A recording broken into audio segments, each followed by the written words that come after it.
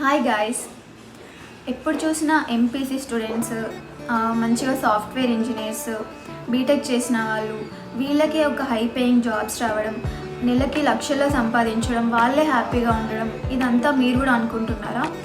BiPC స్టూడెంట్గా మీరు ఎప్పుడు ఇట్లా నేను ఎందుకు బైపీసీ తీసుకున్నా, లేదంటే ఎందుకు బీఫార్మసీ చేసినా, నాకు ఇంత తక్కువ శాలరీ వస్తుంది, ఎప్పుడు నేను మెడికల్ షాప్లో జాబ్ చేయాలా, లేదంటే ఫార్మసిటికల్ ఇండస్ట్రీలోనే చేయాలా, ఏంటిది అని చెప్పేసి మీరు ఫీల్ అవుతున్నారు కదా? లేదండి, అస్సలు ఫీల్ అవ్వకండి. సాఫ్ట్వేర్ ఇంజనీర్స్, ఎంపీసీ చేసిన వాళ్ళు, మంచిగా బీటెక్ చేసిన వాళ్ళే సాఫ్ట్వేర్ ఇంజనీర్స్ అయ్యి హై పేయింగ్ జాబ్స్ తెచ్చుకుంటారు. మనం తెచ్చుకోలేమని అస్సలు అనుకోకండి. యాజ్ ఏ బైపీసీ స్టూడెంట్గా నేను ఇప్పుడు ఒక సాఫ్ట్వేర్ జాబ్ చేస్తున్నానండి. అది ఒక్క ప్రొఫెషన్తోనే నాకు పాసిబుల్ అయింది. అదేంటంటే మెడికల్ కోడింగ్. ఇప్పుడైతే మెడికల్ కోడింగ్కి చాలా డిమాండ్ ఉందండి. ఇంకోటి ఏంటంటే ఉమెన్స్కి ఇప్పుడైతే మెడికల్ కోడింగ్లో మంచిగా వర్క్ ఫ్రమ్ హోమ్ ఆపర్చునిటీ కూడా ఉంది. ఇది మన బైపీసీ చేసిన అమ్మాయిలకి అండ్ అబ్బాయిలకు కూడా చాలా యూస్ఫుల్ అవుతుంది. ఈ మెడికల్ కోడింగ్ ప్రొఫెషన్ గురించి మీకు చాలా బాగా ఎక్స్ప్లెయిన్ చేస్తానండి. మంచిగా యూజ్ అవుతుంది. సో ఇప్పుడు నేను ఎలా ఈ జాబ్ తెచ్చుకున్నానని మీకు ఎక్స్ప్లెయిన్ చేస్తానండి. ఫస్ట్ అయితే నాకు అసలు మ్యాథ్స్ అస్సలు రాదు. 10th క్లాస్లో ఎలానో మ్యాథ్స్ అయితే పాస్ అయ్యాను, కానీ 10th నుంచి చిన్నప్పటి నుంచి మ్యాథ్స్ అంటే ఫుల్ భయం అండి. ఆ మ్యాథ్స్ రాదు కాబట్టి నాకు సైన్స్ అండ్ సోషల్ ఇష్టం. అప్పుడు నేను ఇంటర్లో సిఈసీ తీసుకుందాం అనుకున్నాను, కానీ అప్పుడు అంతా సిఈసీ తీసుకుంటే చిన్న చూపు చూసేవాళ్ళు. అందుకని చెప్పేసి ఇంకా సైన్స్ కూడా ఇష్టం కాబట్టి మళ్ళీ మా డాడీ కూడా డాక్టర్ కావాలని అంటుండే చిన్నప్పటి నుండి. అట్లా నేను బైపీసీ తీసుకున్నాను. బైపీసీ తీసుకున్న తర్వాత ఇంకా ఎంసెట్లో ర్యాంక్ రాలేదు. ఇంకా వేరే ఆప్షన్ ఏంటి, బీఫార్మసీ చేయాల్సి వచ్చింది. ఓకే అని బీఫార్మసీ చేశానండి. చేసిన తర్వాత ఇంకా ఫైనల్ ఇయర్లో నాకు మా సీనియర్ ఒక అక్క మెడికల్ కోడింగ్ జాబ్ చేస్తుందని తెలిసింది. అప్పుడు నాకు మెడికల్ కోడింగ్ గురించి కొంచెం తెలిసింది. అప్పుడు ఇంత అవేర్నెస్ లేదండి. ఇంటర్నెట్ కానీ ఇంత అవేర్నెస్ లేదు. యాక్చువల్గా చెప్పేవాళ్ళు కూడా ఎవరు లేరు. తర్వాత అక్క చేస్తుందని తెలిసిన తర్వాత నేను నా బీఫార్మసీ అయిపోయిన తర్వాత ఇక్కడ నేను ఉండే ఏరియాలో ఒక కంపెనీ ఉంది. అదొక స్టార్టప్ కంపెనీ అండి. అందులో ఏంటంటే ప్రాసెస్ ఏంటంటే ఫస్ట్ రిటన్ టెస్ట్ ఉంటుంది, తర్వాత ఇంటర్వ్యూ ఉంటుంది. ఇంటర్వ్యూలో సెలెక్ట్ అయితే ఇంకా జాయిన్ చేసుకుంటారు. అయితే నేను ఫస్ట్ రిటన్ టెస్ట్ రాయడానికి వెళ్ళానండి.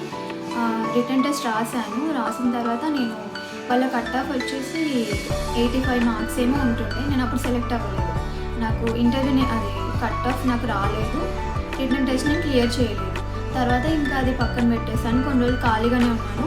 తర్వాత నేను ఏం చేసిన, కొన్ని రోజులు ఫార్మసిస్ట్ ఇట్లానే మెడికల్ షాప్లో జాబ్స్ అని చెప్పేసి ట్రై చేసిన. ఇంకా మనకి ఎట్లుంటుంది, ఇదే కదా ఆపర్చునిటీస్ ఉన్నవి లోకల్గా ఫార్మసీ చేసిన వాళ్ళకి, ఇంకేం లేవు. అందుకని చెప్పేసి నేను ఫార్మసిస్ట్ జాబ్స్కి ట్రై చేసిన. ఒక 3-4 ఇంటర్వ్యూస్కి అట్లా వెళ్ళినా సెలెక్ట్ అవ్వలేదు. సో ఒక 3-4 ఇంటర్వ్యూస్కి వెళ్ళానండి. 3-4 ఇంటర్వ్యూస్లో సెలెక్ట్ అవ్వలేదు. ఇది మెడికల్ కోడింగ్ ఇంటర్వ్యూస్ గురించి కాదు, ఏదైతే ఫార్మసిస్ట్గా ట్రై చేస్తున్నాను కదా ఆ ఇంటర్వ్యూస్కి వెళ్ళాను. అప్పుడు సెలెక్ట్ అవ్వలేదు. దాని తర్వాత ఫస్ట్ నేను ఒక స్టార్టప్ కంపెనీలో రిటన్ టెస్ట్ ఇచ్చాను కదా, అప్పుడు సెలెక్ట్ అవ్వలేదు కదా. సో నాకు మళ్ళీ అదే స్టార్టప్ కంపెనీలో వేకెన్సీ ఉంది, రిటన్ టెస్ట్ పెడుతున్నారని తెలిసింది. అప్పుడు నేను ఇంకా రేపు రిటన్ టెస్ట్ ఉంది అనగా నేను ఒకసారి రిటన్ టెస్ట్ రాశాను కాబట్టి నాకు ఆ రిటన్ టెస్ట్ ప్యాటర్న్ ఏంటి అనేది అప్పుడు తెలిసింది కదా.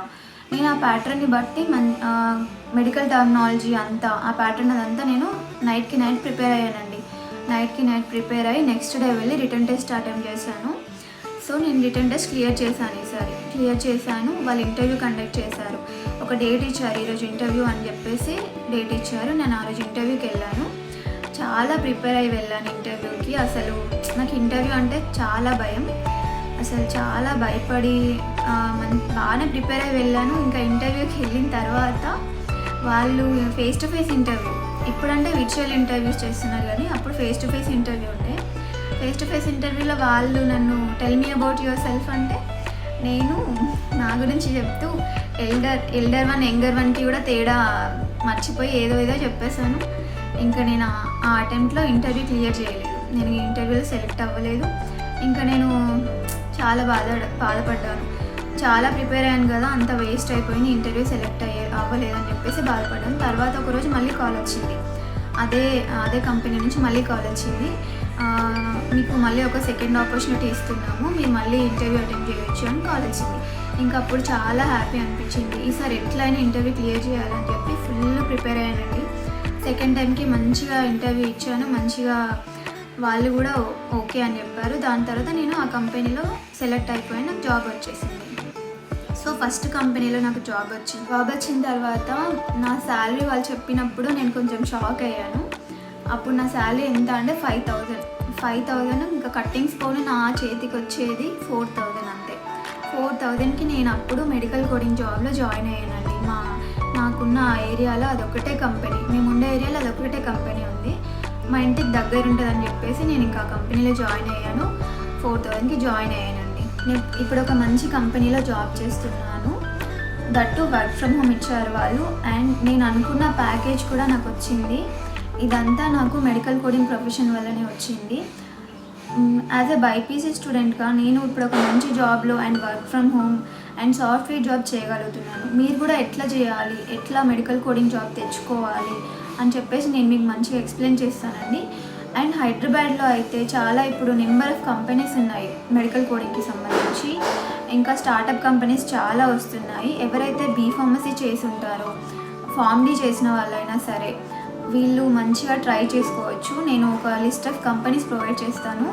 మీరు ఇంటర్వ్యూకి ఒకవేళ వెళ్ళాలి అనుకుంటే అనటమీ ఫిజియాలజీ చాలా బాగా ప్రిపేర్ అయ్యి వెళ్ళండి, ఖచ్చితంగా సెలెక్ట్ అవుతారు.